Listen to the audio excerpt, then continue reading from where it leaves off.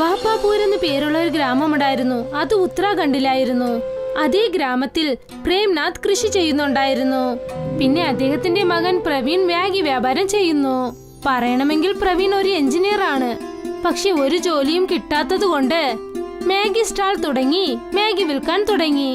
പിന്നെ എപ്പോഴെങ്കിലും സമയമുള്ളപ്പോൾ അച്ഛനെയും കൃഷിയിൽ സഹായിക്കുമായിരുന്നു.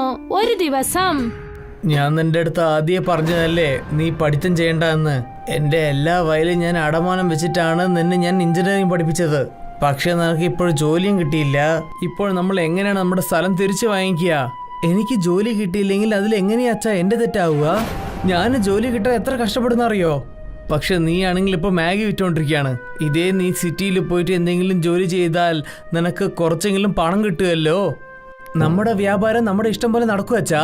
നമ്മൾ വിചാരിക്കുമ്പോൾ തുറക്കാം. ആരും ഒന്നും ചോദിക്കുകയില്ല, ആരും ഒന്നും പറയുകയില്ല. അതുകൊണ്ടാണ് ഞാനിപ്പോൾ ഈ ചെറിയ മാഗി കട വെച്ചിരിക്കുന്നത്. പ്രവീണും അവന്റെ അച്ഛനും സംസാരിച്ചു കൊണ്ടിരിക്കുകയായിരുന്നു. അപ്പോൾ ആ സ്ഥലത്തേക്ക് ജമീന്ദാർ തന്റെ മകൻ രഘുവിനെയും വിളിച്ചുകൊണ്ട് വന്നു. എന്നിട്ട് അദ്ദേഹം പറഞ്ഞു, ഞാൻ നിങ്ങളുടെ അടുത്ത് ആവശ്യമില്ലാതെ ഒന്നും സംസാരിക്കാൻ പോകുന്നില്ല. എനിക്ക് എൻ്റെ പണം തിരിച്ചു തരൂ. ഞാൻ എവിടുന്ന് പോയേക്കാം. അത് എന്താണെന്ന് വെച്ചാൽ മുതലാളി, ഞങ്ങൾക്ക് ഇന്നും പണം ശരിയായിട്ടില്ല. ഞങ്ങളും പണം ശരിയാക്കാൻ വേണ്ടി കുറേ ശ്രമം എടുത്തുകൊണ്ടിരിക്കുകയാണ്. ഇത് എനിക്ക് മുമ്പേ അറിയാം, ഞാനിന്ന് വെറും കൈവീശിയിട്ട് പോകുമെന്ന്. പക്ഷേ ഇന്ന് അങ്ങനെ സംഭവിക്കില്ല. രഘു, ഇവര് വീട്ടിലുള്ള എല്ലാ സാധനങ്ങളും എടുത്ത് പുറത്തേക്ക് വെക്ക്. ഒരു ചെരുപ്പ് കൂടെ പാടില്ല, എല്ലാം വെച്ചേക്ക്. നിങ്ങൾ പറയുന്ന പോലെ ഞാൻ ചെയ്യാം അച്ഛാ. അവരുടെ ഷർട്ട് പോലും ഞാൻ വിടുന്നില്ല. രഘു വീട്ടിനകത്തേക്ക് കേറി അവരുടെ വീട് മൊത്തം തകർത്തു. പിന്നെ വീട്ടിലുണ്ടായിരുന്ന സാധനങ്ങളെല്ലാം വീട്ടിന് പുറത്ത് വലിച്ചെറിഞ്ഞു. അച്ഛാ, നിങ്ങൾ വാക്ക് കൊടുത്താൽ അവന്റെ ആ മാഗി കട പോലും ഞാൻ എടുത്തു വയ്ക്കാം. എഞ്ചിനീയർ പഠിച്ചിട്ട് നീ മാഗി കട വെക്കുകയാണ്, നാണമില്ലേ?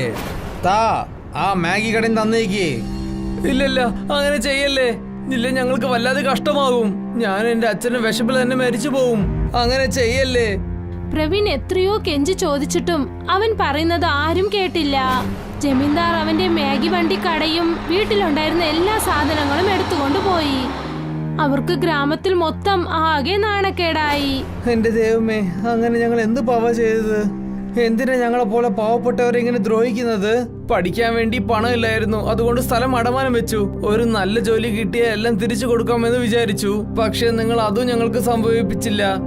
ഒന്ന് സമാധാനോടെ ഇരിക്കും മോനെ, ഒന്ന് സമാധാനോടെ ഇരിക്കും. ചില നേരത്തിൽ ദൈവം ഉണ്ടോ ഇല്ലയോ സംശയമുണ്ട് അച്ഛാ. എന്തിനാ എങ്ങനെയൊക്കെ സംഭവിക്കുന്നത് നമുക്ക്? പ്രവീൺ ദേഷ്യത്തോടെ ഒരു കല്ലെടുത്തു. എന്നിട്ട് ആകാശത്തോട്ട് നോക്കി ആ കല്ല് വലിച്ചെറിഞ്ഞു. പിന്നെ ആ കല്ല് അവരുടെ ഗ്രാമത്തിനടുത്തുള്ള ഒരു കാട്ടിൽ ചെന്ന് വീണു. പിന്നെ ആ മരത്തിലുണ്ടായിരുന്ന ആ പാനയുടെ മേലിൽ ആ കല്ല് ചെന്ന് വീണു. ആ പാന പൊട്ടിപ്പോയി. പിന്നെ അതിനകത്തുനിന്നും ഒരു ആത്മാവ് പുറത്തേക്ക് വന്നു. കുറേ വർഷങ്ങൾ കഴിഞ്ഞിട്ട് ഞാൻ വരികയാണ്. ഒരു 300 വർഷമായിട്ടുണ്ടാവും. പക്ഷേ ഈ കാട്ടിനുള്ളിൽ ആരും വന്നിട്ടില്ലല്ലോ. പിന്നെ ആരാണ് ഈ കലം ഒട്ടിച്ചത്? ഞാൻ പെട്ടെന്ന് തന്നെ ഇവിടുന്ന് രക്ഷപ്പെട്ടേ ഉള്ളൂ. ഇല്ലെങ്കിൽ ആ സ്വാമിജി എന്നെ വീണ്ടും അടക്കി വയ്ക്കും. മറ്റൊരു വശത്ത് പ്രവീൺ അതേ കാട്ടിൽ മരങ്ങൾ വെട്ടാനായി പോവുകയായിരുന്നു. അപ്പോ ആത്മാവ് പ്രവീണിനെ മരം വെട്ടിക്കൊണ്ടിരിക്കുന്നത് കണ്ടു. അപ്പോൾ ആ ആത്മാവ് പതുക്കെ പ്രവീണിന്റെ അടുത്തേക്ക് പോയി. എന്നിട്ട് പറഞ്ഞു, ഒരു പക്ഷേ ഈ വ്യക്തിയായിരിക്കും നമ്മളെ രക്ഷിച്ചിട്ടുണ്ടാവുക. കാരണം ആ സ്വാമിജി പറഞ്ഞതല്ലേ, ആര് എന്നെ രക്ഷിക്കുന്നുണ്ടോ അവരെ മാത്രമേ എനിക്ക് കണ്ണുകൊണ്ട് കാണാൻ പറ്റുള്ളൂ. അതുപോലെ തന്നെ അദ്ദേഹത്തിനും എന്നെ കാണാൻ പറ്റുള്ളൂ. ആ ആത്മാവ് പ്രവീണിന്റെ അടുത്തേക്ക് പോയി. എന്നിട്ട് എന്തു പറഞ്ഞെന്നാൽ, ചേട്ടാ നമസ്കാരം. ആ ആത്മാവിന്റെ ശബ്ദം കേട്ട് പ്രവീൺ ആകെ പേടിച്ചു പോയി. പിന്നെ പേടിച്ച് താഴേക്ക് വീണു. ആരാണ് നിങ്ങൾ? പിന്നെ എങ്ങനെ കാറ്റിൽ പറക്കുന്നത്? എന്റെ അടുത്ത് നിങ്ങൾക്ക് എന്താ വേണ്ടത്? നിങ്ങൾ പേടിക്കണ്ട, നിങ്ങൾ എന്നെ രക്ഷിച്ചിട്ടുണ്ട്. ഞാൻ നിങ്ങളെ ഒരു ശല്യം ചെയ്യില്ല. ഞാൻ നിങ്ങളെ എപ്പോഴാണ് വിടിവിച്ചത്? നിങ്ങൾ എന്തിനാ ഇങ്ങനെ സംസാരിക്കുന്നത്? ഈ കാട്ടിൻ്റെ ഉള്ളിൽ ഞാൻ 300 വർഷമായിട്ട് അടങ്ങിയായിരുന്നു. ഞാൻ ആ ഒരു പാനിൻ്റെ ഉള്ളിലായിരുന്നു ഉണ്ടായിരുന്നത്. നിങ്ങൾ ആ പാന എങ്ങനെയോ പൊട്ടിച്ചു തന്നു. അതുകൊണ്ടാണ് ഞാൻ ഇന്ന് രക്ഷപ്പെട്ടിരിക്കുന്നത്. ശരി, ഞാനപ്പോൾ ദേഷ്യത്തിലായിരുന്നു. ശരി, നിങ്ങൾ പോയിക്കോ, ഞാൻ ജോലിയിലുള്ളത്. നീ എൻ്റെ അടുത്ത് എന്ത് വേണമെങ്കിലും ചോദിക്കാം. എന്നെ കൊണ്ട് 2 ആഗ്രഹങ്ങൾ നടത്താൻ പറ്റും. സത്യാണോ? അങ്ങനെ വെച്ചാൽ ശരി. പ്രവീൺ ആ ആത്മാവിനോട് തന്റെ കഥ മൊത്തം പറഞ്ഞു. എഞ്ചിനീയറിംഗ് പഠിച്ചതു മുതൽ ജമീന്ദാർ ചെയ്തതുവരെ എല്ലാ കാര്യങ്ങളും പറഞ്ഞു. എല്ലാം കേട്ടിട്ട് ആ ആത്മാവ് എന്തു പറഞ്ഞെന്നാൽ, ഞാൻ മനുഷ്യനായി ഉണ്ടായ സമയത്ത് നിന്നെ പോലെയുള്ള കഷ്ടങ്ങൾ എനിക്ക് വന്നിട്ടേ ഇല്ല. നന്നായി ആ സ്വാമിജി അപ്പൊ തന്നെ എന്നെ പാനയിൽ അടച്ചത്.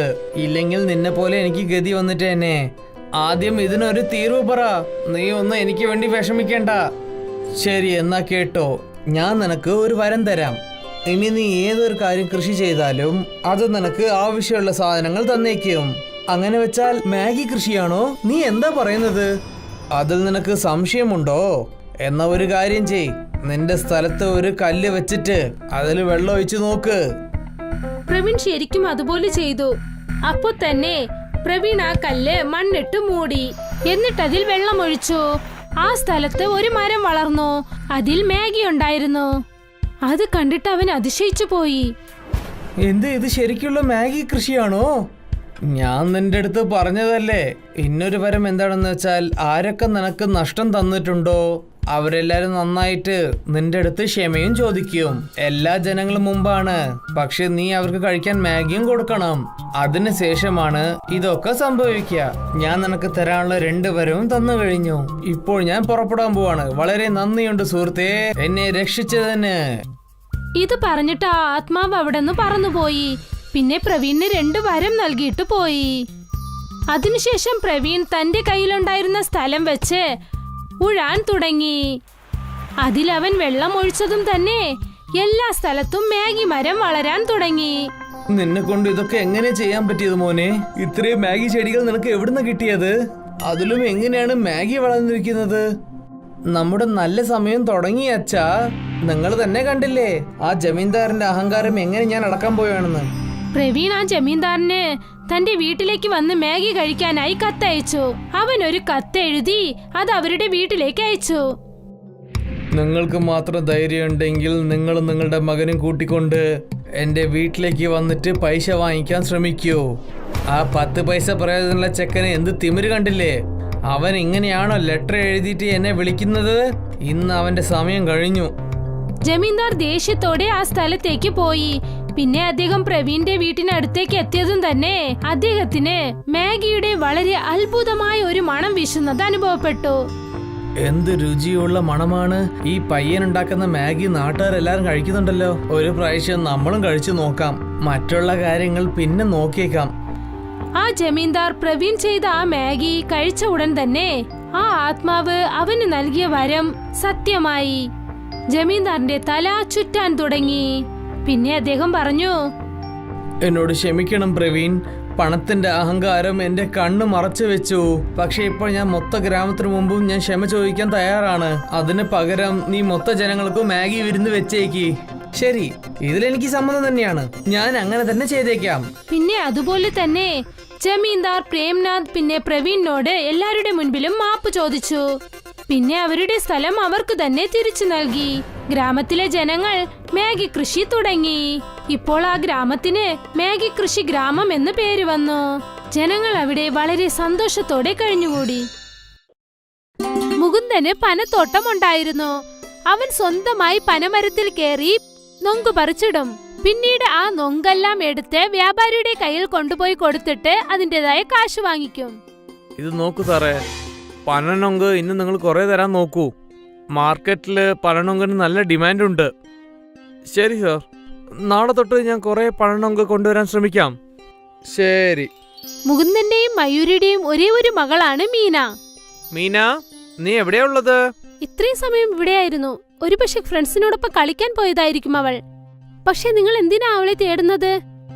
അവള് പനനൊങ്ക് കഴിക്കണമെന്ന് പറഞ്ഞിരുന്നു. അതുകൊണ്ട് അവൾക്ക് ഞാൻ കുറച്ച് പനനൊങ്ക് വെട്ടി കൊണ്ടുവന്നിട്ടുണ്ട്. വരൂ.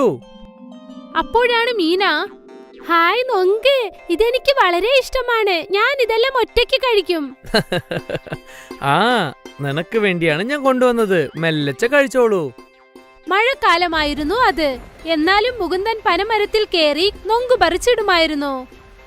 അപ്പോൾ എന്തു സംഭവിച്ചെന്നാൽ 2 ദിവസം മഴ നിൽക്കാതെ പെയ്തു. ദൈവമേ, എത്രയും പെട്ടെന്ന് ഈ മഴ നിന്നേ പറ്റുള്ളൂ. നിങ്ങൾ മരത്തിൽ കയറുമ്പോൾ ശ്രദ്ധിച്ചു കയറണേ.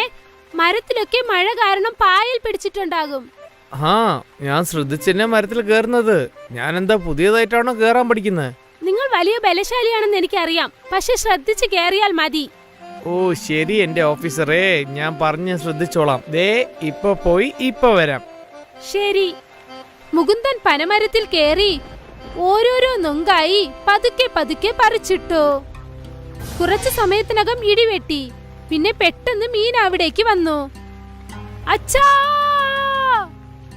മീനയുടെ ശബ്ദം കേട്ടതും മുകുന്ദന്റെ ശ്രദ്ധ തെറ്റിപ്പോയി. അതുകൊണ്ട് അദ്ദേഹം മരത്തിൽ നിന്നും താഴേക്ക് വഴുതി വീണു. അച്ഛാ!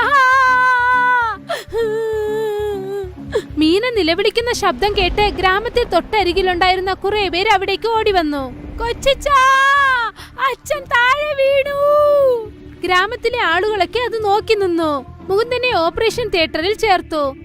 ഇനി ഒരിക്കലും അദ്ദേഹത്തിന് സ്വന്തം കാലിൽ നിൽക്കാൻ പറ്റില്ല. ഇപ്പൊ എന്ത് ചെയ്യാനാ? ഇനി നമ്മുടെ കുടുംബം നമ്മൾ എങ്ങനെ നോക്കാനാ? നിങ്ങൾ ഒന്നുകൊണ്ട് വിഷമിക്കേണ്ട. എന്തെങ്കിലും ഒന്ന് തീർച്ചയായും നടക്കും. ദൈവം നമുക്ക് കഷ്ടം തന്നിട്ടുണ്ടെങ്കിൽ പുറത്തു വരാനുള്ള വഴിയും തീർച്ചയായും കാണും. പക്ഷെ എങ്ങനെ? ഇപ്പൊ ഞാൻ ഊനമായല്ലോ. ഇതിന് പകരം ആ ദൈവം എന്നെ കൊന്നാ മതിയായിരുന്നു. അങ്ങനെയൊന്നും പറയല്ലേ. നിങ്ങളാണ് ഞങ്ങളുടെ ജീവിതം മൊത്തം. മയൂരിയും മുകുന്ദനും ഒരുപാട് വിഷമത്തിലായിരുന്നു. അവരുടെ ഭാവി എന്താകുമെന്ന് ആലോചിച്ച് കുറച്ചു ദിവസങ്ങൾക്ക് ശേഷം മുകുന്ദനെ വീട്ടിലേക്ക് കൊണ്ടുവന്നു. അവർ രണ്ടുപേരും ചേർത്ത് വെച്ചിരുന്ന മുഴുവൻ കാശും അവനെ ചികിത്സിക്കാനായി കാലിയായി. ഞാൻ എന്തെങ്കിലും ഒരു ജോലി തേടാം. നീ ജോലിക്ക് പോകാൻ പോവാണോ? നീ ജോലിക്ക് പോയാൽ പിന്നെ വീട്ടു ജോലി ഇതൊക്കെ എങ്ങനെ ചെയ്യും? ഞാൻ എന്തെങ്കിലുമൊക്കെ ചെയ്യാൻ ചേട്ടാ. തീർച്ചയായിട്ടും വേറെ എന്തെങ്കിലും വഴിയുണ്ടാവും. ഈ വേദനയിലും തീർച്ചയായിട്ടും എന്നെ കൊണ്ട് ചെയ്യാൻ പറ്റും. വേണ്ട വേണ്ട, നിങ്ങൾ വിശ്രമിച്ചോളൂ. ഇല്ല മയൂരി, ഞാൻ എന്നും നിനക്ക് ഭാരമായിട്ടുണ്ടാവില്ല. ഈ അവസ്ഥയിൽ നിങ്ങളെ കൊണ്ട് എന്ത് ചെയ്യാൻ പറ്റും? തീർച്ചയായിട്ടും എന്തെങ്കിലും ഉണ്ടാവും. അടുത്ത ദിവസം മുതൽ മയൂരി ജോലി തേടാൻ തുടങ്ങി. അവൾ ഒരുപാട് കമ്പനികളിലും കടകളിലും ചെന്ന് കേട്ടു. പക്ഷെ എവിടെയും അവൾക്ക് ജോലി ലഭിച്ചില്ല.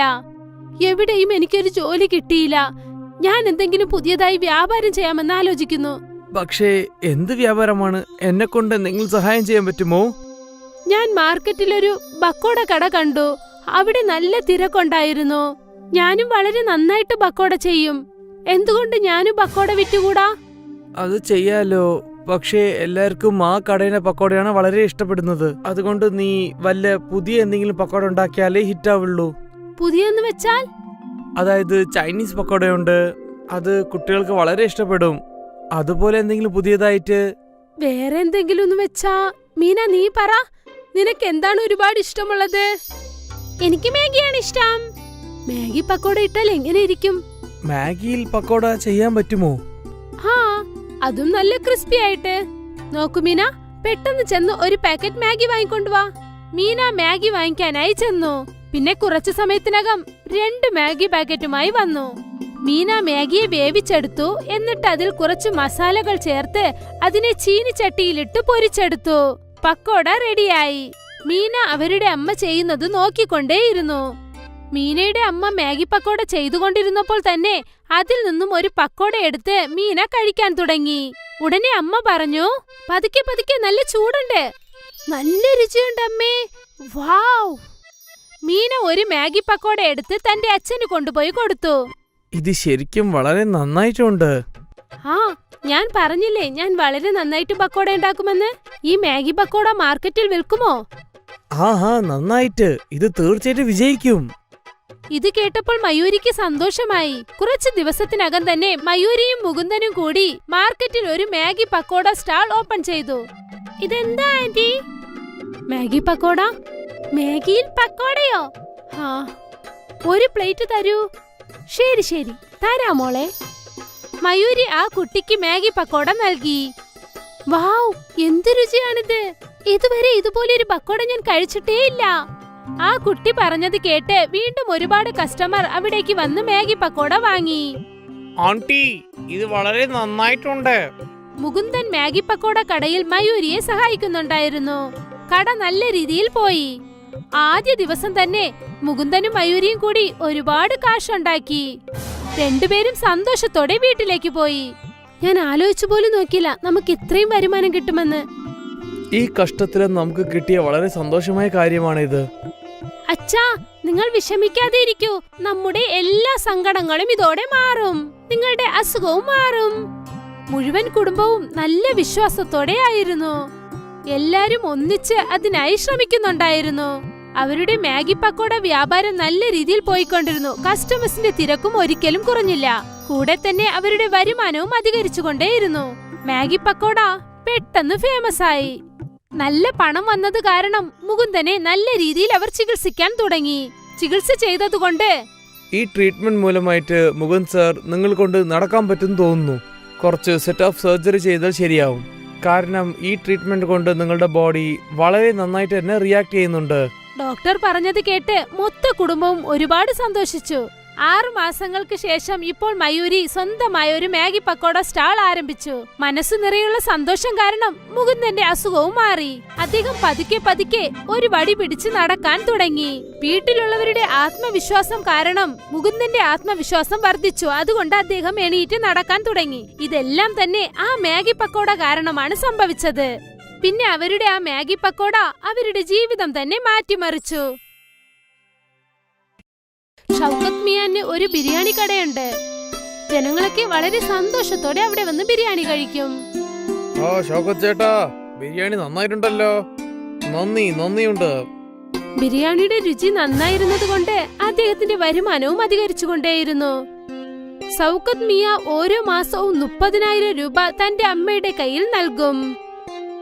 മോനെ, ഇപ്പോഴൊക്കെ നിന്റെ വരുമാനം നല്ല രീതിക്ക് വരുന്നുണ്ട്. അതുകൊണ്ട് ഞാൻ ആലോചിക്കാൻ നിന്നെ കല്യാണം കഴിപ്പിച്ചാലോ എന്ന്.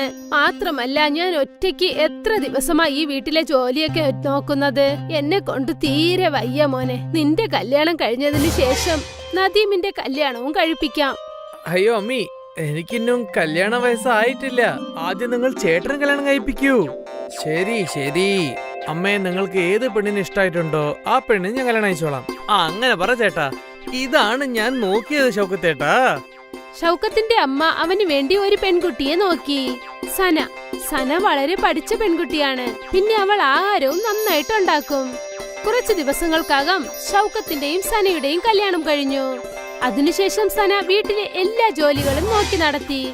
മോനെ, നിന്റെ കൈകൊണ്ട് ചെയ്യുന്ന ആഹാരം എപ്പോഴും നല്ല രുചിയുള്ളതായിരിക്കും. അതെ ചേട്ടത്തി, പക്ഷേ ഞങ്ങൾ ചേട്ടനുണ്ടാക്കുന്ന പോലെ ബിരിയാണി ആർക്കും ഉണ്ടാക്കാൻ പറ്റില്ല ചേട്ടത്തി. അതെ, അതും ശരിയാണ്. ഇദ്ദേഹത്തിന്റെ കൈകൊണ്ട് ചെയ്ത ബിരിയാണി കഴിച്ചു നോക്കിയാലല്ലേ എനിക്കും അതിന്റെ രുചി അറിയാവൂ. ചേട്ടാ, ഇന്ന് എല്ലാവർക്കും നിങ്ങൾ ബിരിയാണി കൊണ്ടുവരണം. ശരി മോനെ, കൊണ്ടുവരാം. ഷൗക്കത്തിന്റെ ബിരിയാണി വളരെ രുചിയുള്ളതാണ്. അവൻ എപ്പോഴേക്ക് ബിരിയാണി ചെയ്യാൻ തുടങ്ങുന്നോ അപ്പോഴേക്ക് അതിന്റെ മണം ഗ്രാമം മൊത്തം മണക്കും. പിന്നെ ഉടനെ കസ്റ്റമേഴ്സ് കഴിക്കാനെത്തും. എന്താ ചേട്ടാ, ബിരിയാണി തയ്യാറായില്ലേ? ഇല്ല ചേട്ടാ, ഇനി ഒരു 10 മിനിറ്റ് ആവും. ശരി, ഞാൻ ഇവിടെ തന്നെ നിന്നോളാം. കസ്റ്റമേഴ്സ് ഷൗക്കത്തിന്റെ ബിരിയാണിക്ക് വേണ്ടി കാത്തിരുന്ന് കഴിച്ചിട്ട് പോകും. അതുവരെ എല്ലാം നല്ല രീതിക്കാണ് പോയിക്കൊണ്ടിരുന്നത്. ഈ അംഷദ് ചേട്ടൻ ആവശ്യമില്ലാതെ നമ്മളുടെ അധ്വാനമാണ് നശിപ്പിക്കുന്നത്. ഞാൻ എന്തെങ്കിലും ചെയ്തേ പറ്റുള്ളൂ. ഞാനും വില കുറയ്ക്കാൻ പോവുകയാണ്. ഷൗക്കത്തും ബിരിയാണിയുടെ വില അധികമാക്കി 80 രൂപയാക്കി. ദിവസവും നമ്മൾ ഈ ബിരിയാണിയാണ് കഴിക്കാൻ പോകുന്നത്. വരൂ, ഇന്ന് നമുക്ക് അവിടെ പോയി കഴിച്ചു നോക്കാം. ശരി. ഒരുപാട് കസ്റ്റമേഴ്സ് പുതിയ ബിരിയാണി കഴിക്കാനായി അംജത്തിന്റെ കടയിലേക്ക് പോയി. പക്ഷെ അംജത്തിന്റെ കയ്യിൽ ഒരു പുതിയ മാന്ത്രികതയുണ്ടായിരുന്നു. ഒരു വട്ടം അവന്റെ ബിരിയാണി ആരെങ്കിലും കഴിച്ചാൽ വീണ്ടും അതേ കടയ്ക്ക് അവർ തിരിച്ചെത്തും. ഇന്നലെ പോയി ഞാൻ ബിരിയാണി കഴിച്ചില്ലേ? വരൂ, നമുക്ക് അവിടെ തന്നെ പോയി കഴിക്കാം. തീർച്ചയായും ആ ബിരിയാണി മറക്കാനേ പറ്റില്ല. പതുക്കെ ഷൗക്കത്തിന്റെ കടയിൽ ആരും വരാതെയായി. ഇതൊക്കെ കുറച്ചു ദിവസം ഇങ്ങനെ നടക്കുക. അംജത്തിന്റെ കട പുതിയതല്ലേ, അതുകൊണ്ട് കസ്റ്റമേഴ്സ് ഒക്കെ അവന്റെ ബിരിയാണി ടേസ്റ്റ് ചെയ്ത് നോക്കുകയാണ്. കുറച്ചു ദിവസം കഴിഞ്ഞിട്ട് എന്റെ കസ്റ്റമേഴ്സ് ഒക്കെ എന്റെ അടുത്ത് തന്നെ തിരിച്ചു വരും. ഷൗക്കത്ത് ഇവിടെ എന്താണ് സംഭവിക്കുന്നതെന്ന് മനസ്സിലാക്കുന്നതിന് മുൻപ് തന്നെ അവന്റെ മൊത്തം വരുമാനവും ഒരുപാട് കുറഞ്ഞുപോയി. ഇപ്പോൾ വീട്ടിലെല്ലാരും വളരെ വിഷമത്തിലാണ്. എന്തുപറ്റി ഷൗക്കത്ത്? നീ എന്തിനാ ഇത്രയും വിഷമിച്ചിരിക്കുന്നത്? ഞാൻ എന്തെന്ന് പറയണ്ടമ്മേ, എന്റെ കടയുടെ അടുത്ത് തന്നെ ഇന്നൊരു ബിരിയാണി കടയും വെച്ചിട്ടുണ്ട്. പയ്യെ എന്റെ കസ്റ്റമേഴ്സ് ഒക്കെ അങ്ങോട്ടാണ് പോകുന്നത്. ഇങ്ങനെ തന്നെ പോയിക്കൊണ്ടിരുന്ന പിന്നെ ഒരു ദിവസം ഞാൻ എന്റെ കട മൂടിയിട്ട് തന്നെ വീട്ടിലേക്ക് പോണം. തീർച്ചയായും അങ്ങനെയൊന്നും നടക്കില്ല മോനെ. ദൈവമുണ്ട്. ഇടയ്ക്കിടയ്ക്ക് കുറച്ചു ദിവസം ഇങ്ങനെ കഷ്ടപ്പാടുണ്ടാകും. ഞാൻ അങ്ങനെ തന്നെയാണ് വിശ്വസിച്ചോണ്ടിരിക്കുന്നത് അമ്മേ. ഷൗക്കത്തിന്റെ വിഷമം കണ്ട് വീട്ടിലെ എല്ലാ ആൾക്കാരും ഒരുപാട് വിഷമത്തിലായിരുന്നു. അന്ന് രാത്രി സന ഷൗക്കത്തിനോട് എന്താ കാര്യമെന്ന് ചോദിച്ചു. ഒരുപക്ഷെ വില അധികമായതുകൊണ്ട് കസ്റ്റമേഴ്സ് വേറെ കടയിലേക്ക് പോയെങ്കിൽ നമ്മൾ എന്തുകൊണ്ട് വില കുറച്ചു കൊടുത്തുകൂടാ? പറയൂ. നമുക്ക് എങ്ങനെ വില കുറയ്ക്കാൻ പറ്റും സന? ഒരു പ്ലേറ്റ് ബിരിയാണിന്റെ വില തന്നെ ചെലവ് 50 റുപ്യ ആവും സന. അത് നമ്മൾ 80 റുപ്യക്കാണ് വിൽക്കുന്നത്. വെറും 30 റുപ്യാണ് നമുക്ക് ലാഭം കിട്ടുന്നത്. പിന്നെ ഇതും നമ്മൾ കുറച്ചാൽ പിന്നെ വീട്ടു ചെലവൊക്കെ എങ്ങനെ നമ്മൾ നോക്കാൻ പറ്റും? എങ്കിൽ നമ്മൾ വില കുറഞ്ഞ സാധനങ്ങൾ വാങ്ങി ബിരിയാണി ചെയ്താൽ എങ്ങനെയിരിക്കും? എങ്കിൽ കുറഞ്ഞ വിലയ്ക്ക് കൊടുക്കാമല്ലോ. ബിരിയാണിക്ക് നമ്മൾ ഉപയോഗിക്കുന്ന അരിയാണ് വളരെ വില കൂടിയത്. അതുമാത്രല്ലാതെ ബാസ്മതി അരി എങ്ങനെ വില കുറഞ്ഞത് കിട്ടുക? പിന്നെ ബാസ്മതി അരി ഞാൻ സാധാരണ അരിയായിട്ട് മാറ്റാൻ പറ്റില്ലല്ലോ. അങ്ങനെയാണെങ്കിൽ നമ്മൾ ബസുമതി റൈസിന് പകരം വേറെ എന്തെങ്കിലും സാധനം കൊണ്ട് ബിരിയാണി ഉണ്ടാക്കിയാലോ? അങ്ങനെ വെച്ചാൽ? അതായത് മാഗി കൊണ്ട് ഒരുപാട് ആൾക്കാർ ഒരുപാട് ഡിഷ് ചെയ്യുന്നുണ്ട്. നമ്മൾ എന്തുകൊണ്ട് ബിരിയാണി ചെയ്ത് നോക്കിക്കൂടാ? നമ്മുടെ ചിലവും കുറയുമല്ലോ. മാഗി ബിരിയാണിയോ? ഇത് ഞാൻ ആദ്യമായിട്ടാണ് കേൾക്കുന്നത്. ഇപ്പോഴൊക്കെ വ്യത്യസ്തമായ സാധനങ്ങൾക്കാണ് നല്ല ഡിമാൻഡ്. ഒരു വട്ടം നമുക്ക് ശ്രമിച്ചു നോക്കാമെന്നേ. ശരി, ഇപ്പൊ ഒന്നും അത്ര വലുതായിട്ട് പോകുന്നില്ല. നമുക്ക് അതും ശ്രമിച്ചു നോക്കാലോ. അടുത്ത ദിവസം ഷൗക്കത്ത് എന്നത്തെയും പോലെ ബിരിയാണി ചെയ്യാൻ തുടങ്ങി. പക്ഷേ ഇന്നത്തെ ദിവസം ബസുമതി റൈസിനു പകരം മാഗി ഇട്ട് ചെയ്തു. മാഗി ബിരിയാണി പെട്ടെന്ന് റെഡിയായി. അതിന്റെ ചിലവും കുറവായിരുന്നു. അതുകൊണ്ട് ഷൗക്കത്ത് വിലയും 50 രൂപയാക്കി മാറ്റി. പുറത്ത് വലിയൊരു ബോർഡും വെച്ചു. മാഗി ബിരിയാണി 50 രൂപ. അതെ, മാഗി ബിരിയാണി പറയുന്നില്ല. അതെന്താണ്? മാഗി എന്താ അറിയാ, ബിരിയാണി എന്താണെന്ന് അറിയാം. പക്ഷേ ഈ മാഗി ബിരിയാണി എന്താണെന്ന് അറിയില്ലല്ലോ. ശരി, വാ നമുക്ക് അത് കഴിച്ചു നോക്കാം. ആഹാ, മാഗി ബിരിയാണി എന്നുള്ള ആ പേര് കണ്ടതും ഒരുപാട് കസ്റ്റമേഴ്സ് അവിടേക്ക് കഴിക്കാൻ വന്നു. വളരെ സൂപ്പർ ആയിട്ടുണ്ട്. ഇതുപോലുള്ള മാഗി ബിരിയാണി ഞാൻ കഴിച്ചിട്ടേ ഇല്ല. അതെന്താണെന്ന് വെച്ചാൽ ഇത് വെറും മാഗി അല്ല, ഇത് മാഗി ബിരിയാണിയാണ്.